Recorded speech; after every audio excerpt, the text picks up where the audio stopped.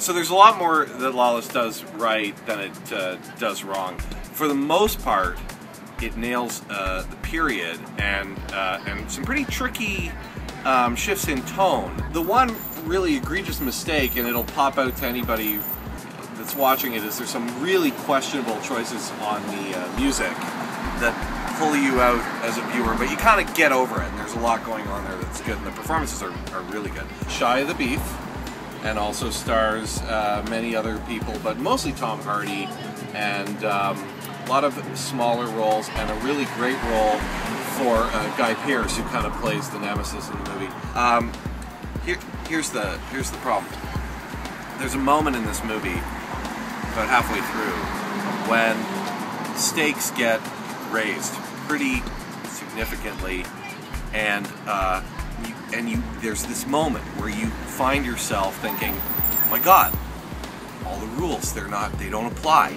This is gonna, and then they pull that moment back, and they don't go down the road of like, I don't know what's gonna happen, and it just becomes more like, I kind of know what's gonna happen, but it's gonna happen in an entertaining way. And that's not a bad thing, that can be a really good time at the movies, but there's very few times that I see a film where, you know, there is no narrative net, where I do not know what will happen next. And there was a moment in this movie where I felt that way, and then they pulled it back and they reined it in a way that was a little bit dissatisfying.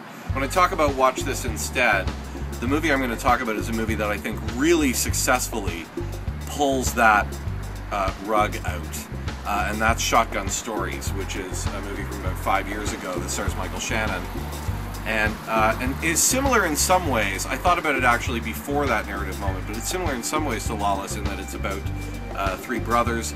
It's set in North Carolina. Lawless is set in Virginia. They're not miles apart by any means. Culturally, it's set in a different time period, but it deals a lot with the Southern idea of familial obligation, and it has a similar kind of Shakespearean heightened quality. But Shotgun Stories has that thing where you just don't know how far it's going to go, and there are several moments in it where you think you know, and then it just goes a lot further. So I'd say watch this instead, Shotgun Stories. But if you are around, check out Lawless in the theaters. It's worth checking out, and there's a lot to recommend it. I'm not going to slag the movie,